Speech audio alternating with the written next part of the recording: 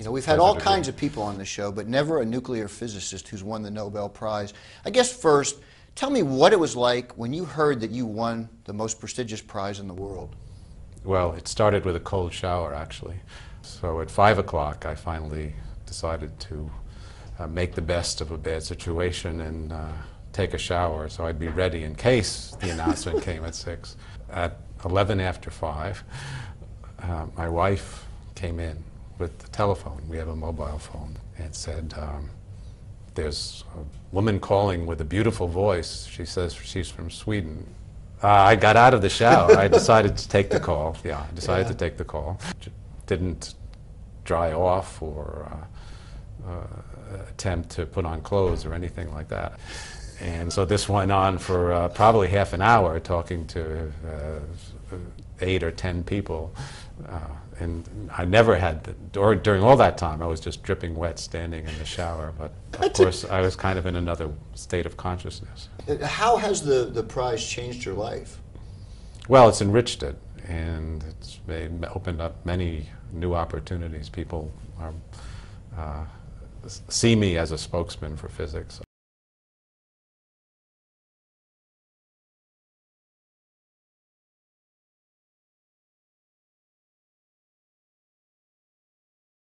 There are theoretical speculations that at the next generation of high energy accelerators, one might produce small black holes. And that's true. Otherwise, respectable physicists have suggested that kind of thing. And I've told you that I don't like those theories, but some people do, and we don't know. But even in those theories, the black holes, the so-called black holes that you would produce, would actually be so small that they would be highly unstable. They'd evaporate very rapidly by Hawking radiation.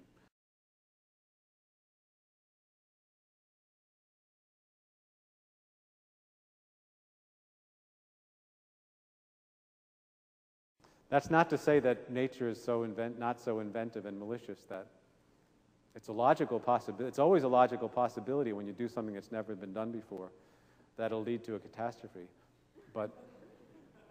But there's no real indication that we're close to that. Famous last words. Just to conclude, I've never been so confident, though, of making a prediction as when I was called to sit on a panel about the possibility of an accelerator turning on and ending the world. Predicting that it won't is very safe, because if your prediction is wrong,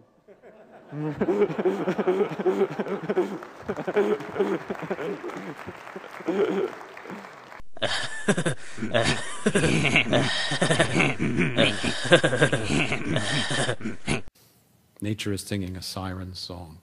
Is she teaching us or teasing us? Well, soon we'll find out. Here I am. I've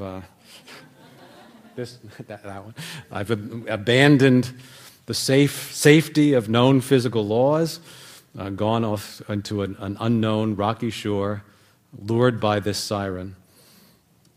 Is she teaching or teasing? Well, soon we'll find out. It's a trial by fire. Either Susie's new particles that make it all work will show up at the LHC, or in the trial by fire, they'll go up in smoke, and we'll have to think of something else. That would be cool. Hey, you want to see something really cool?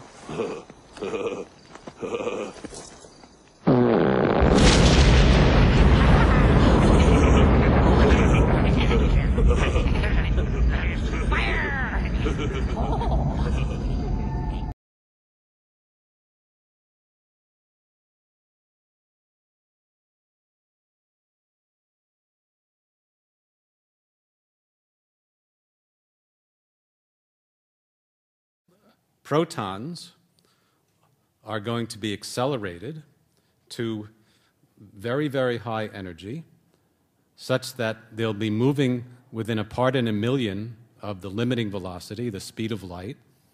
So they're really zipping around. They go around this ring in about 1/millionth of a second.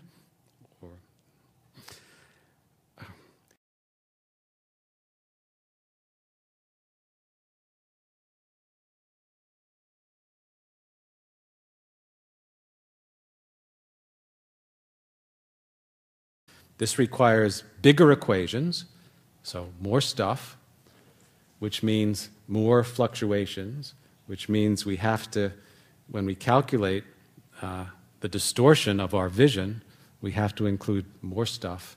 And if you include that more stuff, that's when it works. You don't have to be a physicist to understand what's at stake. What if you have your first big collision? Nothing happens. You don't see anything new. Is that a possibility? Is it a problem? Oh, that's almost a certainty.